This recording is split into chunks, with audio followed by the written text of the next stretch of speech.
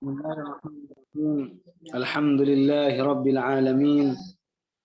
Lahun ni'matu wa lahul fadlu wa lahul thana'ul hasan. Salawatullahil barrir rahim. Wal malaikatil muqarrabin. Ala sayyidina Muhammad. Ashrafil anbiya'i wal mursalin. Wa ala alihi wa ashabihi at-tayyibin at-tahirin. Allahumma la sahla illa ma ja'altahu sahla wa anta ya hayyu ya qayyum taj'alul hazna idza syi'ta sahla. Allahumma 'allimna ma yanfa'una wa anfa'na bima 'allamtana wa zidna 'ilman ya akramal akramin. Allahumma arzuqna al-ikhlasa fi an-niyyati wal qawli wal 'amal wa na'udzu bika min hali ahlin nar. Para hadirin hadirat yang sama-sama dimuliakan oleh Allah Subhanahu wa taala. Alhamdulillah kita senantiasa bersyukur kepada Allah Subhanahu wa taala atas limpahan rahmat, atas limpahan taufik yang telah Allah anugerahkan kepada kita sehingga di pagi hari ini kita masih bisa mengikuti kajian online Yayasan Syahamah. Mudah-mudahan dengan niat ikhlas yang kita miliki, Allah Subhanahu wa taala menjadikan kita sebagai hamba-hamba yang dicintai dan diridhoi oleh Allah Subhanahu wa taala, dan mudah-mudahan ilmu yang kita pelajari mampu kita menyebarluaskan, dan yang paling penting juga kita bagaimana bisa mengamalkannya. Karena tujuan daripada kita belajar ilmu tidak lain adalah untuk kita amalkan, untuk kita sendiri dan juga untuk orang lain. Baik, insya Allah kita akan melanjutkan tentang pembahasan maksiat badan. Maksiat badan di mana kemarin sudah kita bahas masalah terakhir, orang yang sholat tetapi melakukan hal-hal yang dapat membatalkan sholat. Seperti sholat lalu bergerak dan tujuannya untuk main-main. Ini sholatnya batal dan termasuk maksiat badan. Dan sekarang kita akan melanjutkan masalah orang yang tidak melaksanakan atau tidak melakukan sholat Jumat. Orang yang tidak melakukan sholat Jumat. Silakan diperhatikan, saya akan baca matan kitab Mukhtasar. Qala al-muallif rahimahullah wa tarkul jumu'ati ma'a wujubiha alaihi wa in shalla adh-dhuhra. Termasuk maksiat badan adalah tidak melakukan sholat Jumat, tidak melaksanakan sholat Jumat. Ma'a wujubiha alaihi, padahal sholat Jumat tersebut wajib baginya. Wa in shalla adh-dhuhra, sekalipun ia melakukan sholat zuhur sebagai ganti daripada sholat Jumat. Ini termasuk dosa, termasuk maksiat badan.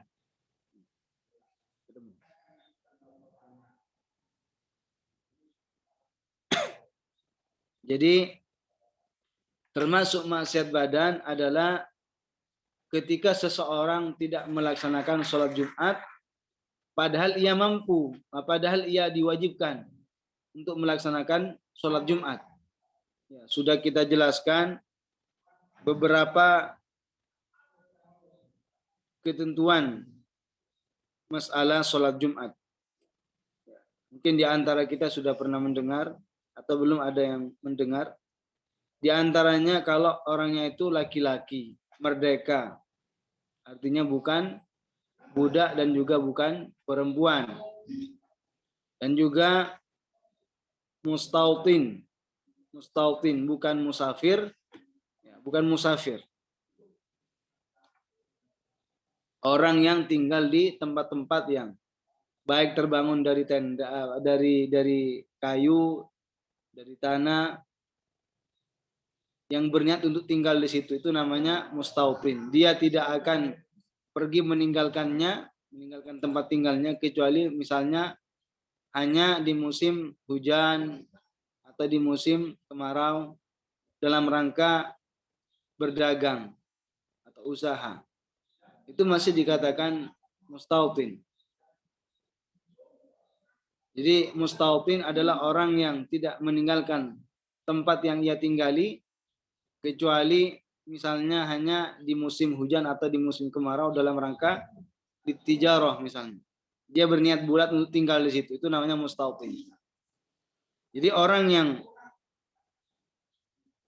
mustautin, yang sudah bertempat tinggal di suatu daerah dan ingin menetap niatnya di situ, itu adalah orang yang diwajibkan untuk melaksanakan sholat Jumat. Bukan musafir. Bukan orang yang memiliki uzur. Bukan orang yang memiliki uzur. Kalau tidak melakukan sholat Jumat, padahal telah wajib baginya, wa in shalla zuhur, sekalipun ia sholat zuhur sebagai ganti daripada sholat Jumat yang ditinggalkan, dosa. Dosa, maksiat. Termasuk maksiat badan.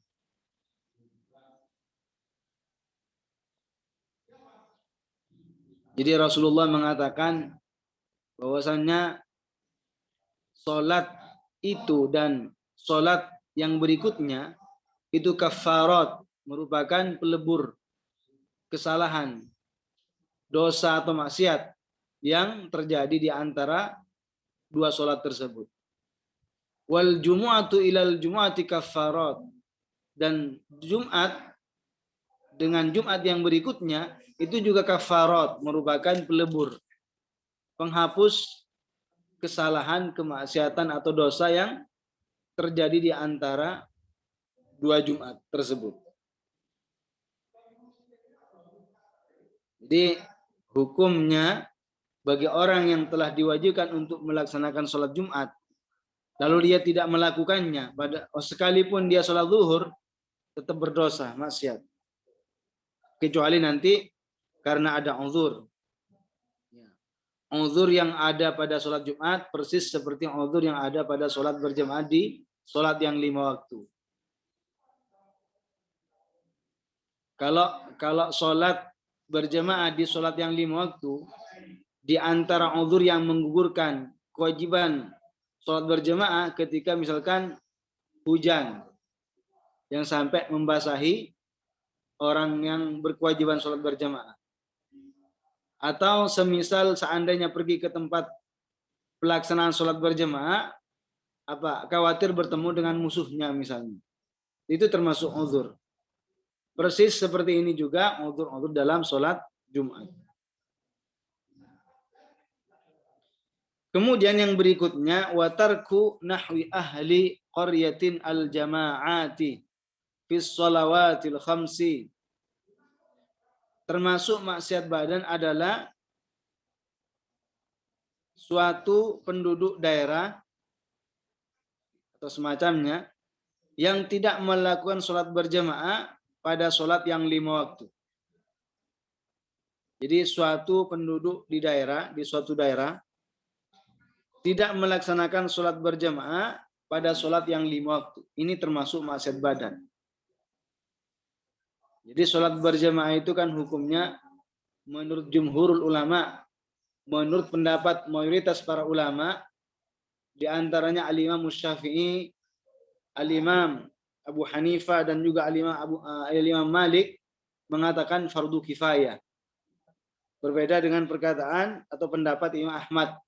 Beliau mengatakan fardu ain di dalam riwayatnya yang masyhur. Jadi orang yang tidak melakukan sholat berjamaah, semisal di suatu daerah semuanya tidak melakukan sholat berjamaah, kena dosa semua, berdosa semua, terjatuh ke dalam maksiat badan. Demikian juga semisal penduduk suatu kota tidak melaksanakan sholat berjamaah, akan tetapi tidak nampak syiarnya. Begitu juga dianggap terjatuh ke dalam maksiat badan, sekalipun melaksanakan sholat berjamaah, tetapi tidak nampak syiarnya. Tidak nampak syiarnya.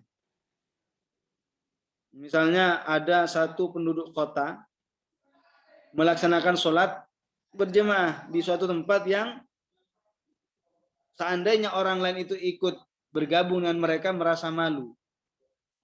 Mengadakan sholat berjamaah di rumahnya masing-masing misalnya. Ini belum nampak syiarnya. Kewajiban kifayah dalam sholat berjamaah itu gugur, itu kalau sekira seandainya bagi orang yang bermaksud bergabung melaksanakan sholat berjamaah, itu tidak kesulitan dan tidak merasa segan. Kalau seandainya sholat berjamaah itu dilaksanakan di sholat orang masing-masing orang, maka kan ini belum nampak syiarnya. Makanya ini belum gugur kewajiban yang namanya sholat berjamaah. Jadi orang yang penduduk di suatu daerah secara total keseluruhan tidak sholat berjamaah misalnya, berdosa. Atau ada di suatu daerah, ada di suatu kota melaksanakan sholat berjamaah, tetapi tidak nampak syiarnya. Tidak nampak syiarnya. Jadi melaksanakan sholat berjamaah itu harus dilakukan di tempat-tempat yang terbuka. Bukan maksudnya terbuka ya mudah diakses, mudah dituju oleh orang-orang yang ingin melaksanakan sholat berjamaah. Bisa diadakan di suatu kota atau daerah yang kecil misalnya.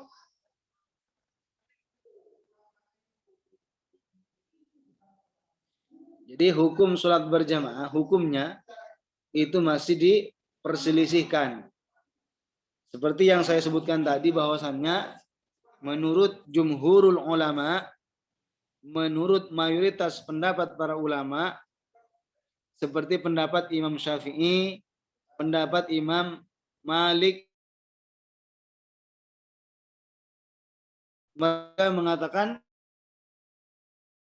sholat yang 5 waktu hukumnya fardu kifayah.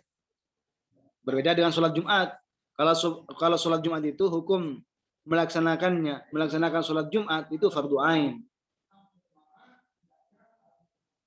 Jadi kadangkala pelaksanaan sholat secara berjamaah itu kadangkala wajib fardu ain. Kapan itu?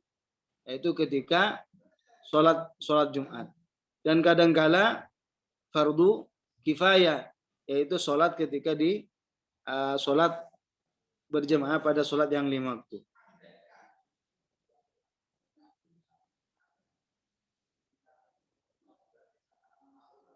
Dan kadangkala makruh. Kadangkala berjamaah itu makruh ketika seseorang berjamaah kepada masbuk, kepada makmum masbuk. Nah, itu hukumnya makruh. Hukumnya makruh.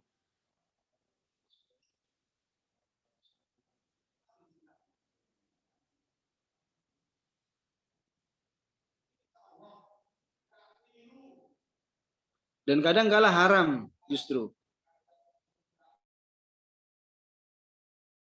Makmum dan imam beda. Sholat zuhur di belakang sholat jenazah. Ya tidak sah dan haram. Karena sholat jenazah dan sholat zuhur kan beda, aturan rukun-rukunnya kan beda. Dalam sholat jenazah tidak ada ruku, tidak ada sujud. Sedangkan zuhur kan ada ruku, ada sujud. Itu tidak sah dan tidak boleh. Itu haram berjamaah pada orang yang sholat jenazah.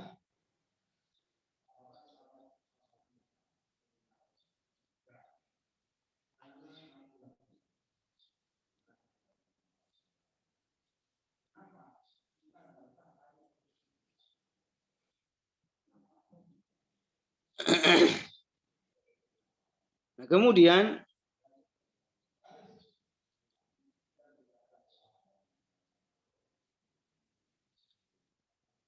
bukti bahwasannya apa yang dinyatakan oleh Al-Imam Malik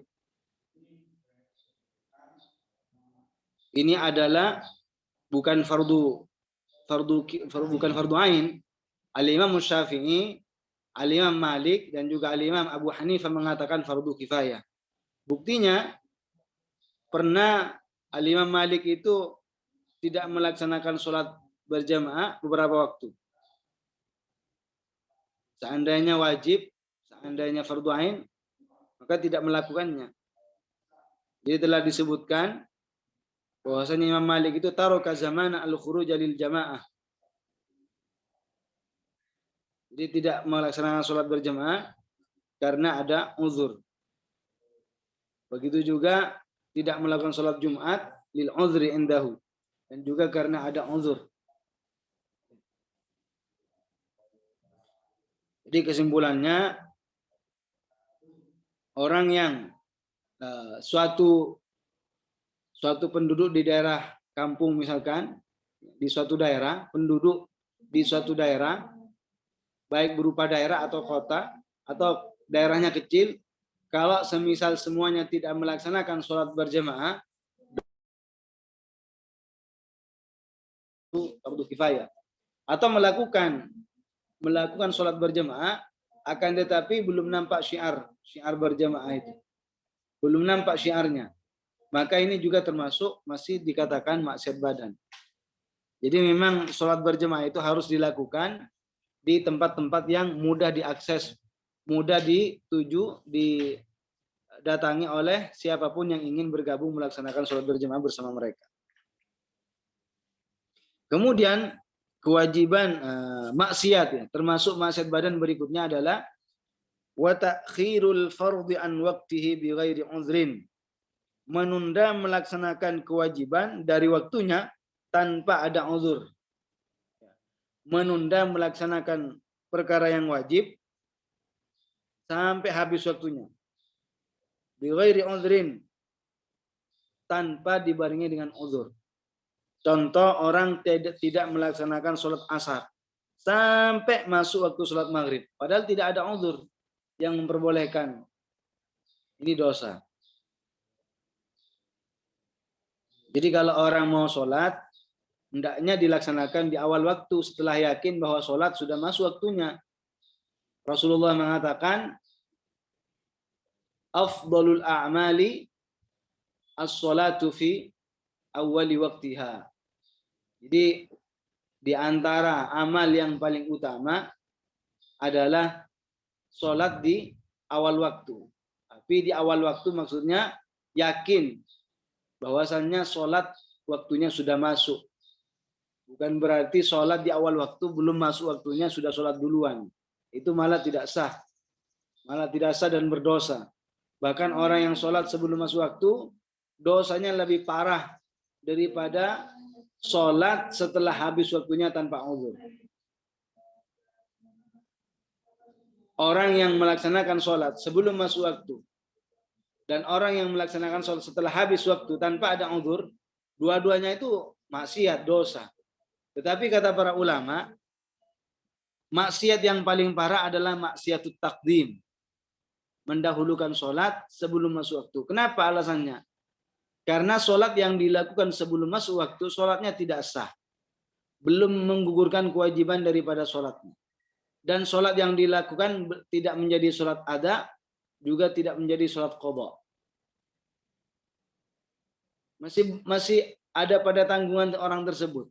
Belum gugur kewajibannya, masih ada pada tanggungannya. Berbeda dengan orang yang sholat di luar waktunya, tanpa ada uzur. Berbeda dengan orang yang sholat setelah habis waktunya, tanpa ada uzur. Itu maksiat. Maksiat karena melakukan sholat di luar waktu tanpa ada uzur. Tapi sholat yang dilakukan setelah habis waktunya, sholatnya sah. Sholatnya sah ya apabila terpenuhi syarat-syaratnya. Dan sholat yang dilakukan menggugurkan kewajiban. Artinya ya tidak ada tanggungan untuk melaksanakan sholat. Dan sholat yang dilakukan menjadi sholat qadha, menjadi sholat qadha. Dosanya hanya karena mengakhirkan sholat daripada waktunya tanpa ada uzur. Berbeda dengan sholat yang sebelum masuk waktu. Kalau orang sholat sebelum masuk waktu, maka sholat yang dilakukan tidak menjadi sholat ada, tidak menjadi sholat qadha, dan belum menggugurkan kewajiban sholatnya. Jadi hendaknya kalau sudah yakin sholat itu masuk waktunya, ya, sudah yakin bahwasannya waktunya sholat sudah masuk, sudah melaksanakan sholat.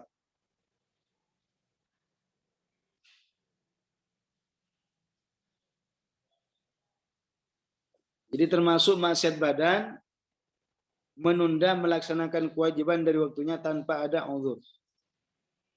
Kenapa di sini Syekh Abdullah membahas lagi? Padahal sebelumnya sudah dibahas ketika Syekh bahas tentang masalah watarkul fardhi, meninggalkan perkara wajib. Ini menunjukkan diulang-ulang supaya orang itu memperhatikan masalah hal seperti ini. Supaya benar-benar menjauhi daripada meninggalkan sholat. Supaya senantiasa orang itu memperhatikan pelaksanaan sholat. Ini alasan kenapa Syekh menegaskan kembali padahal sebelumnya sudah dibahas. Di antara maksiat badan adalah meninggalkan kewajiban.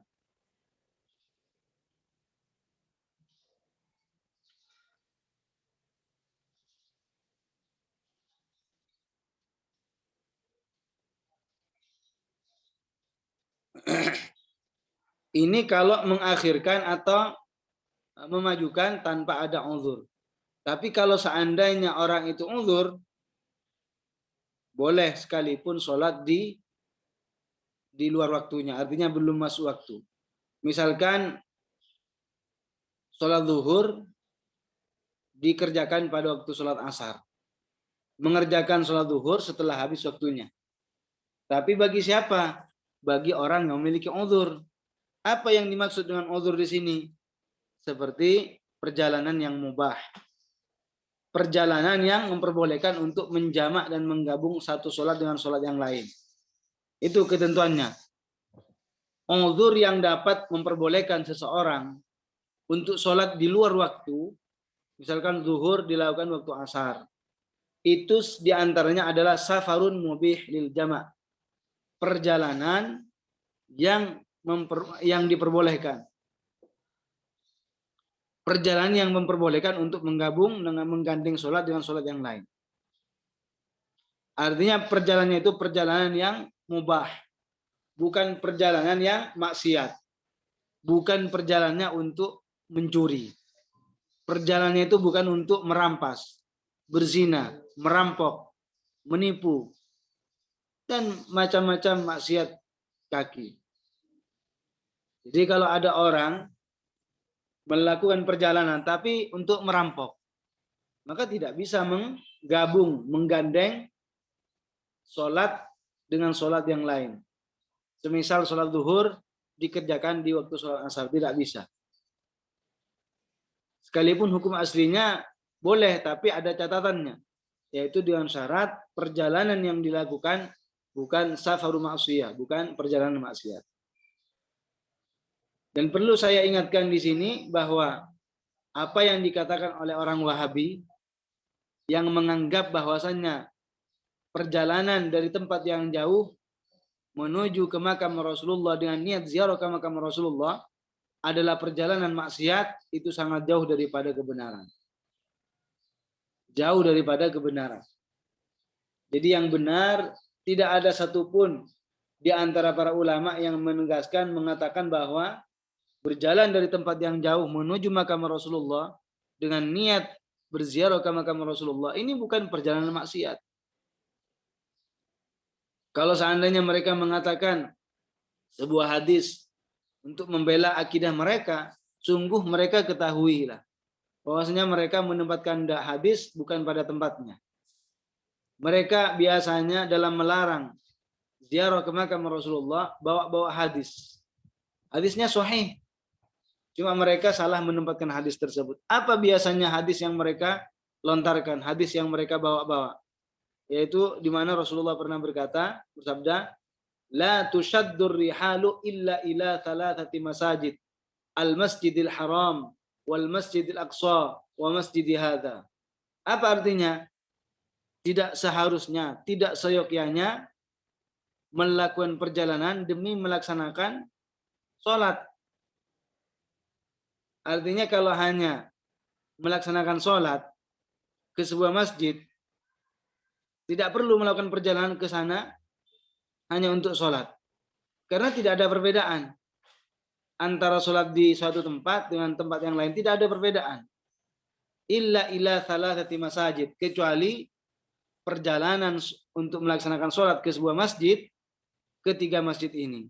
Al-Masjidil Haram dan Al-Masjidil Aqsa, Palestina, dan juga Masjid Nabawi, wa Masjid Hadza, dan masjidku ini.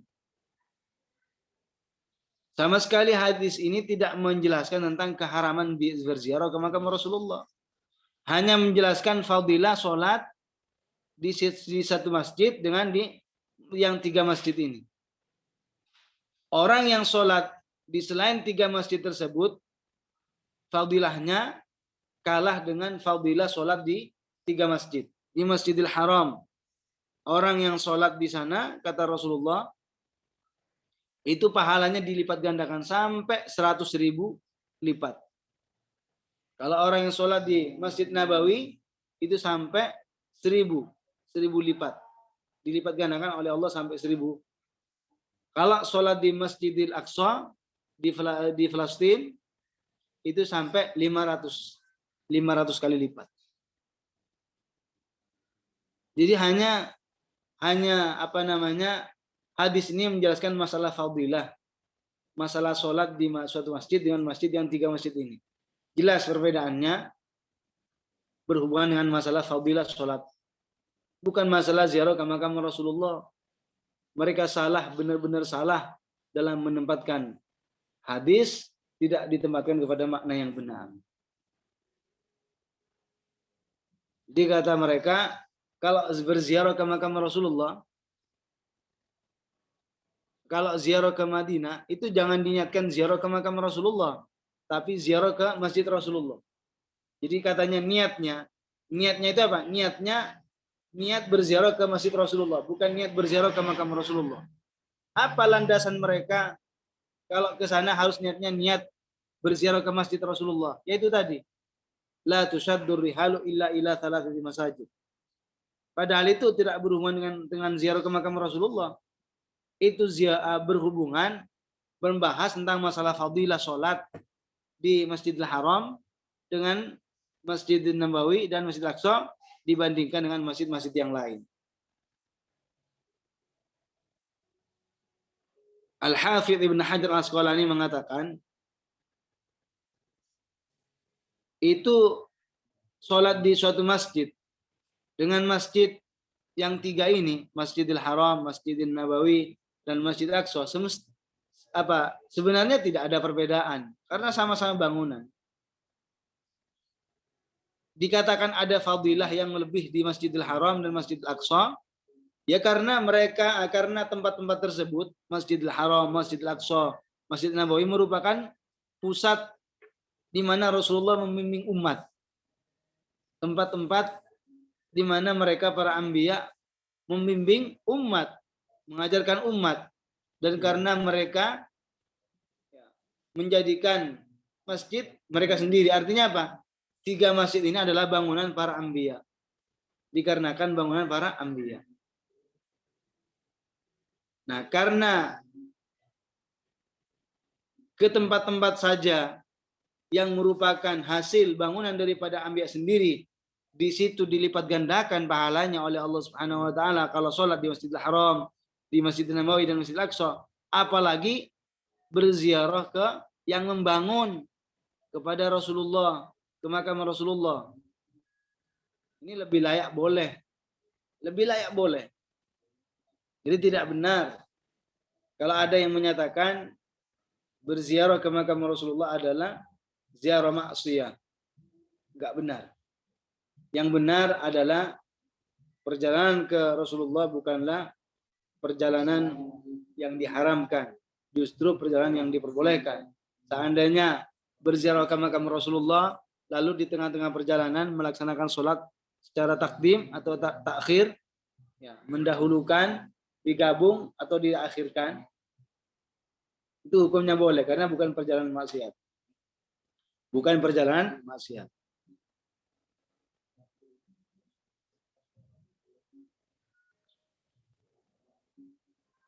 Jadi yang dimaksud dengan menunda kewajiban dari waktunya tanpa ada uzur, uzur di sini sudah kita bahas. Uzur yang boleh menggabung sholat dengan sholat yang lain, artinya menggabung apa? Melaksanakan sholat di luar waktu. Ada orang melakukan perjalanan, tidak sholat zuhurnya di waktu sholat asar. Itu kan mengeluarkan sholat daripada waktunya. Itu hukumnya boleh. Kenapa? Karena dia perjalanan. Itu namanya uzur.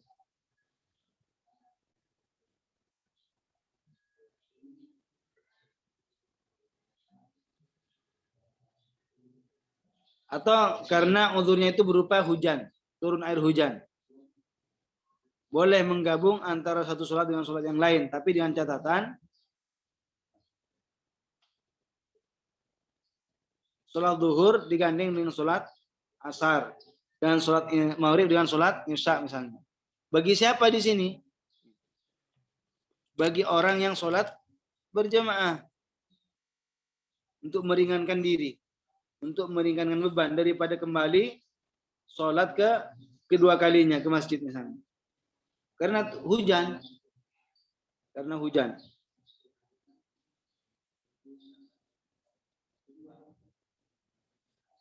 Kemudian di antara uzur yang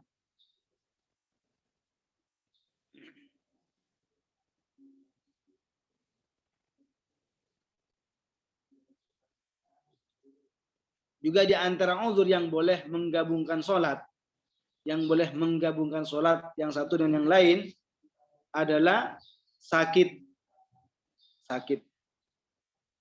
Dalam sebagian kitab Imam Syafi'i, Imam Syafi'i menyebutkan, sekalipun mungkin tidak terlalu dikenal sebagaimana uzur yang berupa safar, bepergian.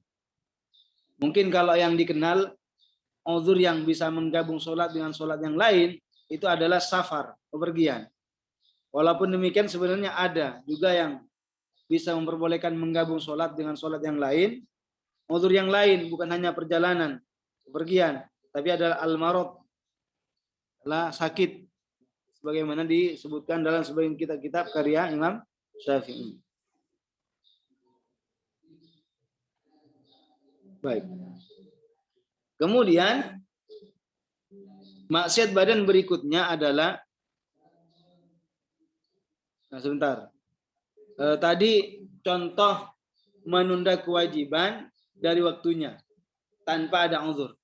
Atau sekarang orang itu tidak membayar zakat kepada mustahikin. Tidak menyalurkan zakatnya setelah berlalu 1 tahun, tidak diberikan kepada mustahikin tanpa ada uzur. Artinya apa? Artinya tidak membayar zakat. Lam yadfa' zakat lil mustahikin. Tidak menunaikan zakat dan tidak diberikan kepada mustahikin, kepada yang berhak menerima zakat. Setelah berlalu 1 tahun tanpa ada uzur. Ini juga pelakunya, orangnya masuk kategori maksiat badan. Ini tidak boleh.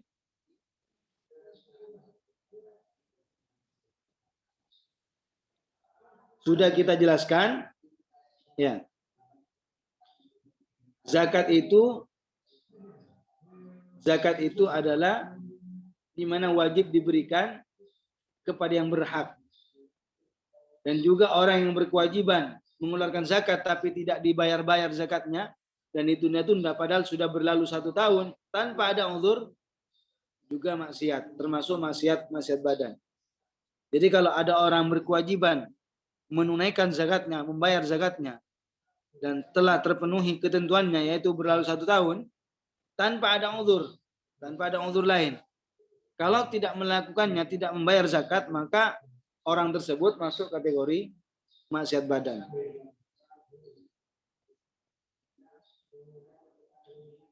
Demikian juga, ya, selanjutnya termasuk maksiat badan adalah waram yusaidi bil mutsaqqali. Melempar binatang buruan dengan sesuatu yang berat. Al-mudhaffif, yang mempercepat keluarnya roh. Ay bisya'illadzi yaqtuluhu bi thiqalihi. artinya melempar binatang buruan dengan sesuatu yang membunuhnya karena beratnya, bukan karena tajamnya. Jadi termasuk maksiat badan berikutnya adalah melempar binatang buruan menggunakan sesuatu yang berat yang dapat membunuhnya. Serta sesuatu tersebut apa? Mudhaffif, mempercepat keluarnya rohnya. Aibil syai'il ladzi yaqtulu bi thiqalihi, artinya melempar binatang buruan dengan menggunakan sesuatu yang membunuhnya bukan karena ketajaman, tapi karena berat. Jadi kata-kata al-mudhaffif, adalah al-musri' li izhaqir ruh, yang mempercepat keluarnya roh. Apa contohnya? Sesuatu yang dapat membunuh binatang buruan karena beratnya, bukan karena tajamnya. Kal hajari, seperti batu. Jadi kalau ada orang melempar binatang buruan menggunakan batu, mati, ini termasuk maksiat badan. Jadi tidak boleh. Hal yang semacam ini tidak boleh.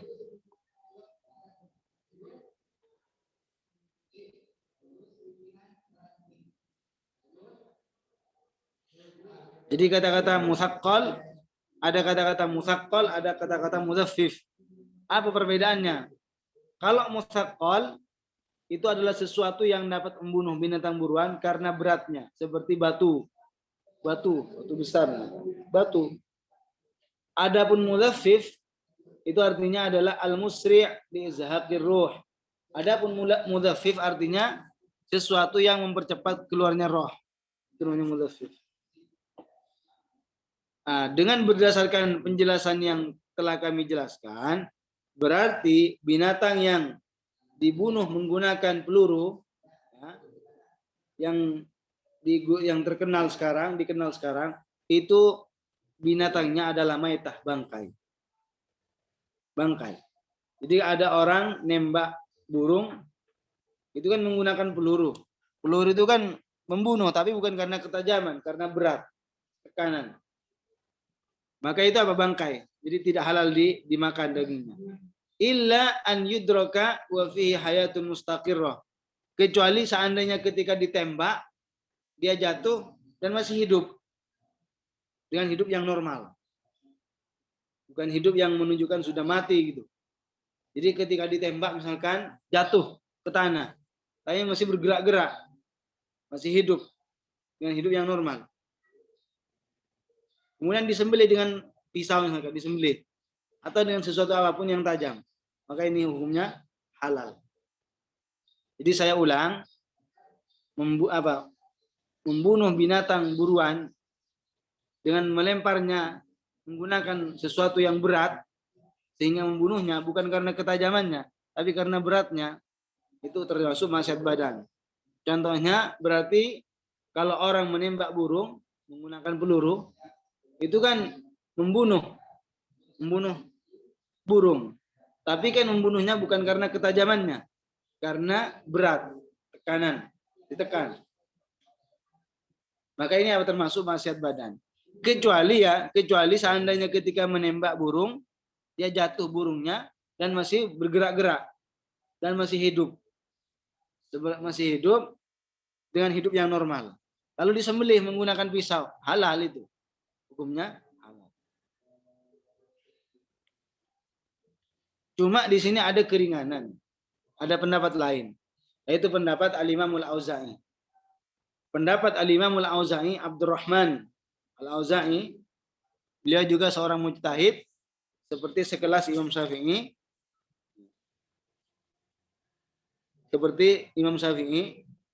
Beliau mengatakan begini. Yajuzu shaydu bi bunduqir rasos, boleh. Ya. Boleh berburu binatang dengan menggunakan rosos, peluru. Tapi dengan catatan ketika melempar dan melepas pelurunya itu baca basmalah. Setiap kali mau menembak. Tetapi kalau seandainya ketika jatuh ke tanah masih hidup harus disembelih juga, bukan berarti jangan salah paham. Bukan berarti ketika Al-Imam Al-Auza'i mengatakan binatang yang ditembak menggunakan peluru misalnya, kemudian ketika jatuh ke bawah masih hidup, kemudian setelah itu mati, itu halal, bukan seperti itu. Artinya beliau masih mengatakan juga kalau seandainya ketika ditembak jatuh ke tanah masih hidup, dia disembelih biasa, disembelih menggunakan pisau yang tajam. Sehingga kalau seandainya ketika ditembak jatuh ke tanah dan dibiarkan sampai mati, bangkai juga itu tidak boleh dimakan. Tidak boleh dimakan bangkai.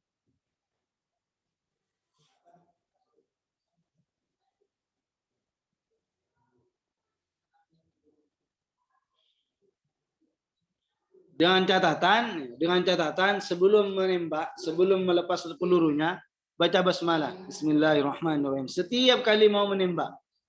Tidak cukup dengan hanya satu kali. Misalnya. Bukan basmalah satu kali untuk beberapa kali penembakan. Nggak bisa. Setiap kali mau menembak, baca basmalah. Setiap kali mau menembak, baca basmalah. Dan seandainya ketika jatuh binatangnya ke tanah dan masih hidup, disembelih biasa. Dan kalau seandainya mati, udah itu halal karena sudah terpenuhi syaratnya yaitu baca basmalah sebelum menembak. Ini dalam pendapat Imam Al-Auza'i. Al-Auza'i itu Abdurrahman Al-Auza'i.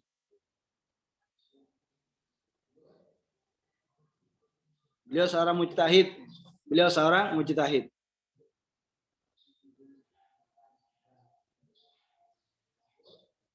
Ada kisah singkat ya tentang Al-Imam Al-Auza'i.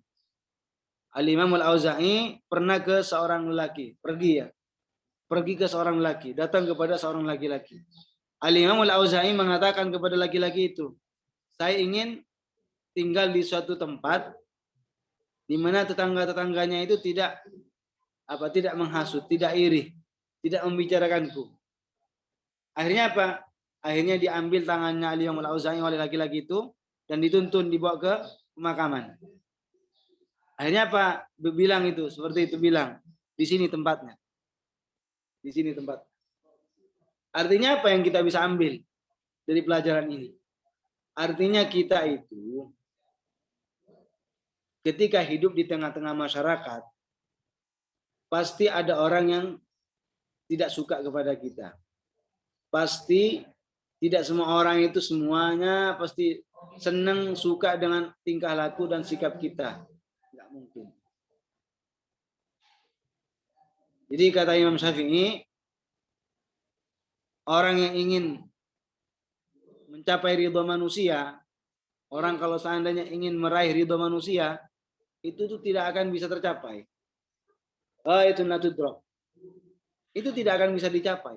Kalau niatnya seseorang itu memperoleh keridhaan dan kerelaan dari semua manusia yang ada di sampingnya sekitarnya.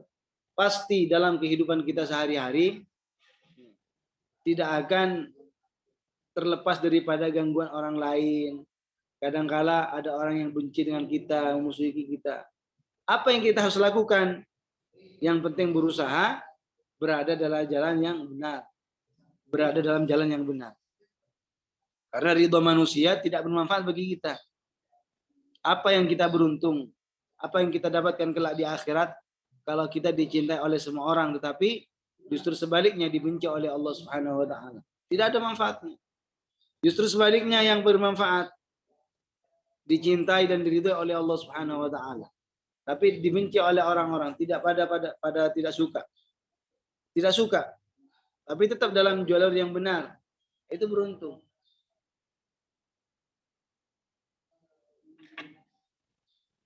Jadi ketika orang itu mampu mengendalikan nafsunya, menahan amarahnya karena dihina, diejek, diinjak-injak, dibicarakan kehormatannya, dijelek-jelekin oleh saudaranya misalnya, dia mampu tidak membalas dengan hal yang serupa, itu berhasil mengalahkan nafsunya. Dan itu adalah bagian daripada jihad yang paling baik dan paling utama. Makanya Rasulullah mengatakan, laisa syadidu man ghalaban nas, walakinna syadida man ghalaba nafsah. Orang yang hebat adalah bukan orang yang bisa mengalahkan orang lain. Tapi orang yang hebat adalah orang yang bisa melawan nafsunya. Melawan nafsunya.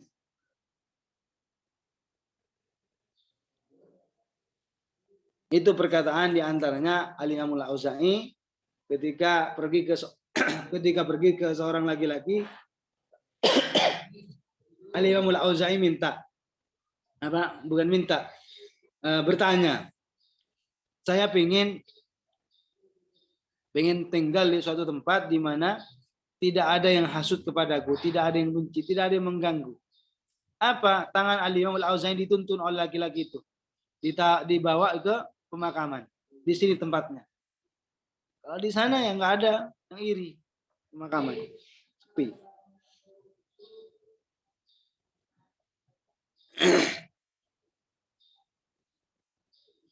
Baik. Kemudian yang selanjutnya termasuk maksiat badan adalah wattikhadul hayawani gharadan. Menjadikan hayawan sebagai sasaran untuk memanah. Jadi ngambil binatang, ngambil burung, ngambil ayam.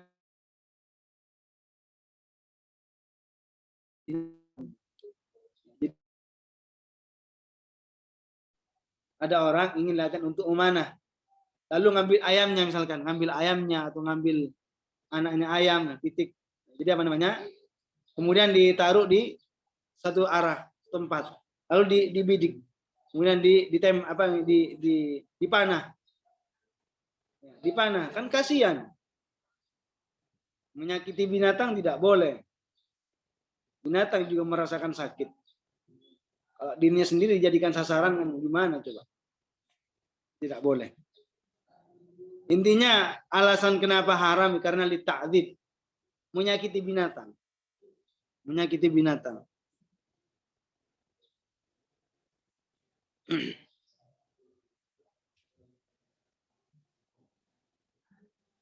Sebenarnya kalau perbuatan memanah sendiri itu sendiri ya baik, bahkan itu hukumnya fardu kifayah. Tapi yang menjadi masalah di sini bukan masalah latihan itunya, tapi karena menjadikan binatang buruan dijadikan latihan untuk memanah. Sasaran untuk memanah itu tidak boleh. Itu tidak boleh. Kan hewan buruan sebagai gharadan, sebagai sasaran seperti untuk latihan memanah, ini maksiat badan dan termasuk maksiat besar. Termasuk dosa besar, termasuk dosa besar.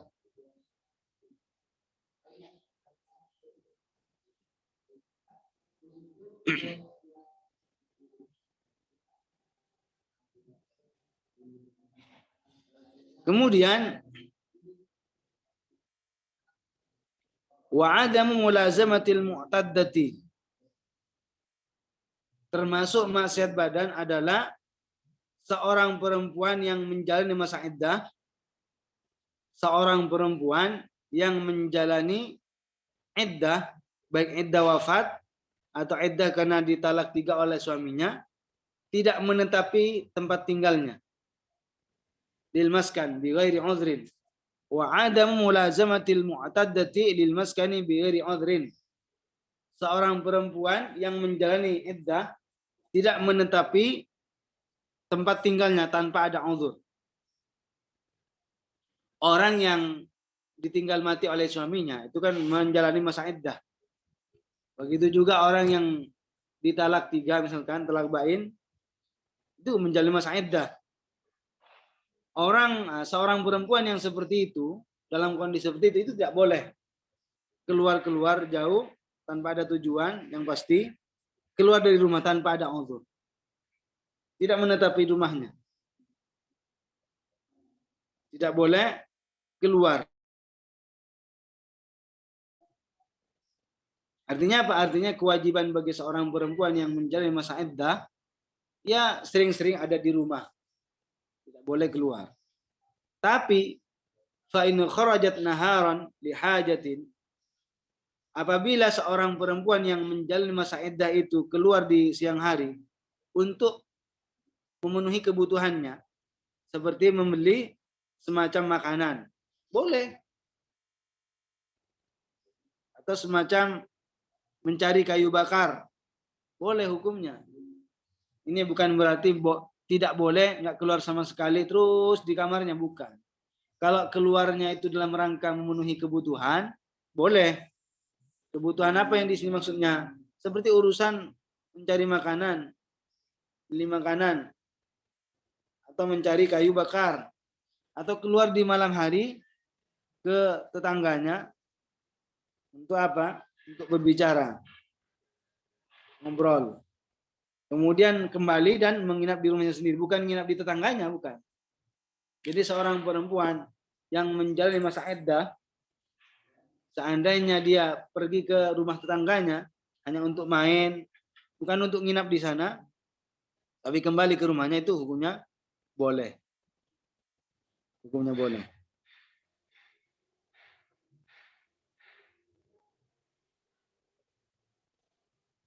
Tadi disebutkan seorang perempuan tidak menetapi rumahnya,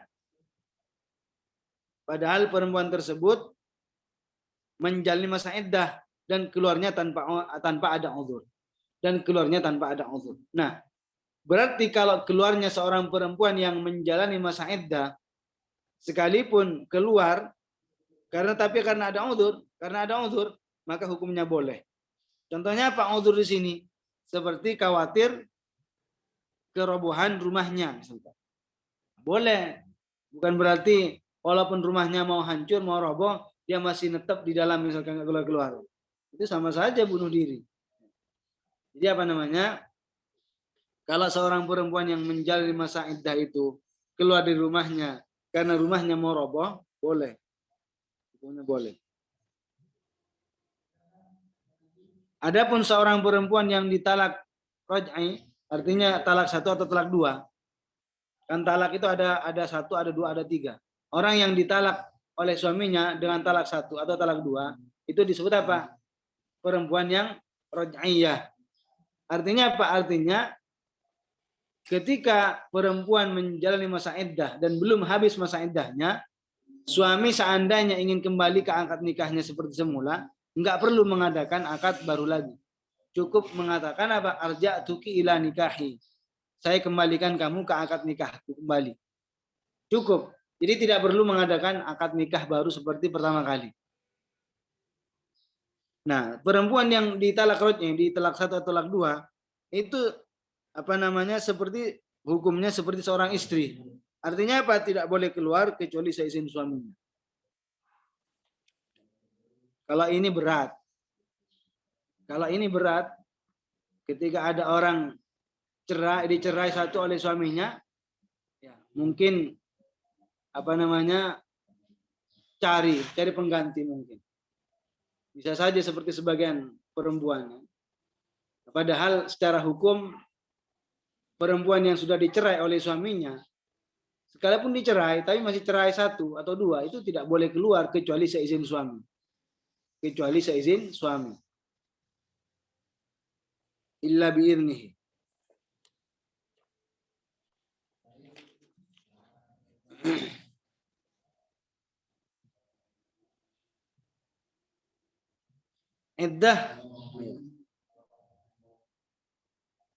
Iddah itu macam-macam. Kalau iddahnya perempuan yang masih haid berarti 3 kali sucian. Jadi selama perempuan itu menjalani masa iddah, dia di rumah, kecuali tadi alasannya karena mencari semacam makanan atau mencari kayu bakar seperti itu. Atau apa namanya? Main ke tetangganya tapi tidak sampai nginep di situ. Kalau orang yang ditinggal mati oleh suaminya 4 bulan 10 hari. Kalau masa iddahnya perempuan yang hamil sampai melahirkan.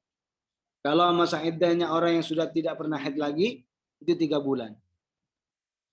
Itu masa-masa iddah bagi seorang perempuan. Kemudian yang terakhir, ya, untuk pembahasan pada kali ini, termasuk maksiat badan adalah watarku al-ihdada. Watarkul ihdadi ala zauji. Seorang istri tidak melakukan ihdad terhadap suaminya. yang telah mati, yang telah meninggal. Seorang istri tidak melakukan ihdad terhadap suaminya yang telah tinggal mati. Apa itu ihdad? Adalah seorang perempuan meninggalkan untuk berhias atau memakai wangi-wangian secara terus-menerus sampai habis masa iddah. Artinya, kalau ada seorang istri ditinggal mati oleh suaminya, selama masa iddah tidak boleh menggunakan sesuatu yang dianggap perhiasan. Tidak boleh memakai wangi-wangian. Tidak boleh. Kalau ada orang melakukannya, ini termasuk maksiat badan. Suaminya meninggal, menjalani masa iddah, tapi menggunakan wangi-wangian, menggunakan perhiasan. Ini termasuk maksiat badan. Jadi seorang perempuan kalau ditinggal suaminya selama menjalani masa iddah tidak boleh menggunakan pakaian-pakaian yang dianggap hiasan. Tidak boleh menggunakan wewangian, tip. Kecuali kalau sudah habis masa iddah boleh. Maksudnya boleh, maksudnya bukan haram. Padahal kalau dalam masalah memakai wangi-wangian ya, memakai wangi-wangian bagi perempuan, kalau tujuannya bukan untuk menebar fitnah, itu hanya sebatas makruh, sebaiknya ditinggalkan. Tapi kalau seandainya tujuannya untuk menggoda, untuk menebar fitnah, itu haram. Untuk memakai minyak wangi bagi seorang perempuan.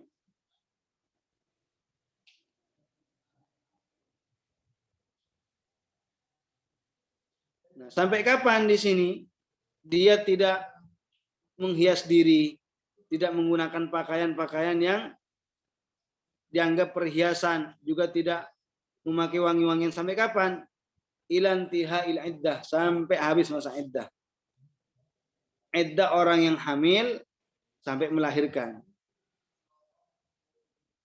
Kalau seandainya ditinggal mati oleh suaminya dan dia tidak hamil, yaitu 4 bulan 10 hari. Arba'atu asyhurin wa asyaratu ayyam. 4 bulan 10 hari.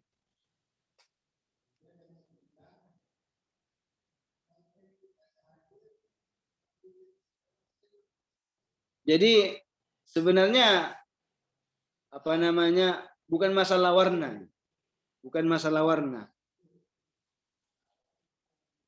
Yang dipatok artinya patokannya itu dianggap perhiasan atau enggak itu. Berhias atau tidak, dianggap perhiasan atau tidak. Enggak mesti harus itu pakai warna hitam kalau suaminya meninggal, enggak mesti. Pokoknya dia memakai pakaian tapi tidak ada hiasannya.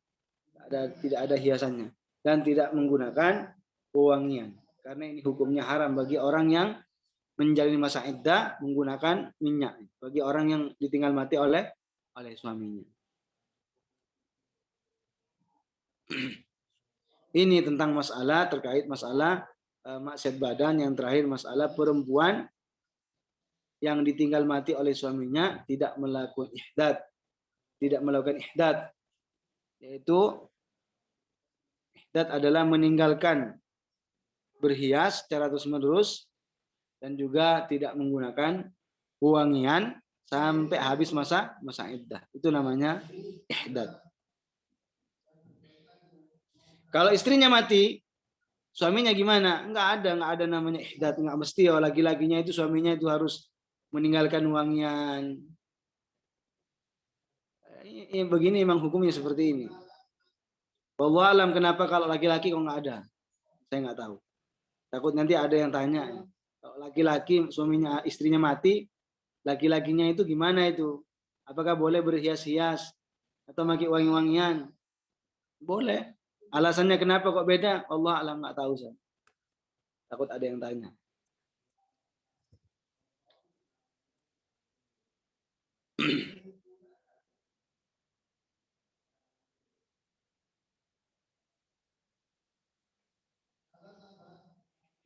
Yaitu talak ini sudah talak 3. Tidak bisa rujuk lagi.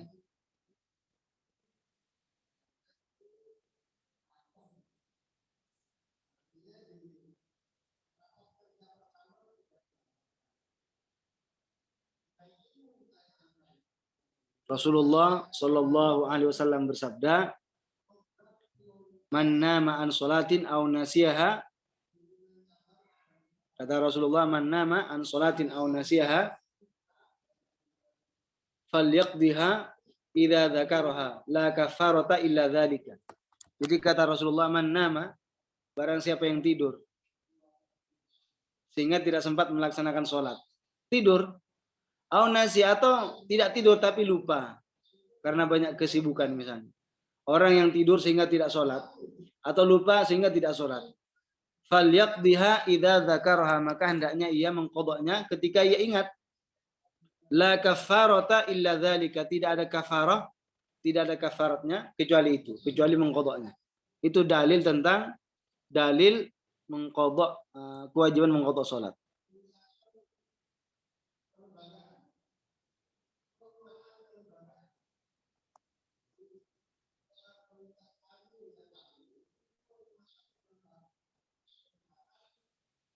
Sudah ya? Ada lagi? Kalau tidak ada, kita tutup. Insya Allah minggu depan kita akan lanjut tentang maksiat badan sampai hatam. Ini tidak akanlah mungkin tinggal berapa minggu lagi selesai, karena bab taubat itu cukup satu kali seperti ini. Bab taubat itu sebentar, selesai satu kali pertemuan. Baik, kalau tidak ada lagi, kita akhiri. Mudah-mudahan perjumpaan kita sekalipun melalui Zoom dapat mempertemukan kita kelak di akhirat, dan tidak hanya di akhirat, mungkin bisa ada kesempatan. Siapa tahu Allah Subhanahu wa taala memberikan kesempatan yang kita tidak duga-duga, sehingga kita saling memperkuat ukhuwah Islamiyah. Orang yang berteman dengan orang lain dan dibekali dengan ketakwaan kepada Allah Subhanahu wa taala, kelak di akhirat tidak akan saling menjauh. Tetapi kalau orang berteman dengan orang lain yang didasari hanya karena urusan duniawi, sekalipun hubungan pertemanan itu sangat kuat, kelak di akhirat saling menjauh. Jadi orang yang berteman dengan orang lain karena keimanannya, karena ketakwaannya, karena agamanya, itu apa? Kelak di akhirat tidak akan saling menjauh. Tapi kalau orang berteman, menjaga hubungannya antara satu dengan yang lain, tapi urusan dunia bukan urusan keagamaan, bukan urusan masalah ketakwaan. Itu sekalipun di dunia pertemanannya itu sangat kuat, kelak di akhirat saling menjauh. Saling menjauh antara satu dengan yang lain. Karenanya mudah-mudahan tidak hanya kita bisa berkumpul dan berjumpa di dunia atau hanya di lewat Zoom ini, tapi kelak di akhirat juga bisa berkumpul dengan Nabi kita Muhammad Sallallahu Alaihi Wasallam. Baik, sampai di sini mari kita tutup dengan tahlil, sholawat dan istighfar. La ilaha illallah, la ilaha illallah, la ilaha illallah. Allahumma salli ala sayyidina Muhammad wa ala alihi wa sahbihi wa sallim. Allahumma salli ala sayyidina Muhammad wa ala alihi wa sahbihi wa sallim. Allahumma salli ala sayyidina Muhammad wa ala alihi wa sahbihi wa sallim. Rabbi ighfir li wa liwalidayya wa lil mu'minina wal mu'minat. Rabbi ighfir li wa liwalidayya wa lil mu'minina wal mu'minat. Rabbi ighfir li wa liwalidayya wa lil mu'minina wal mu'minat. Assalamualaikum warahmatullahi wabarakatuh.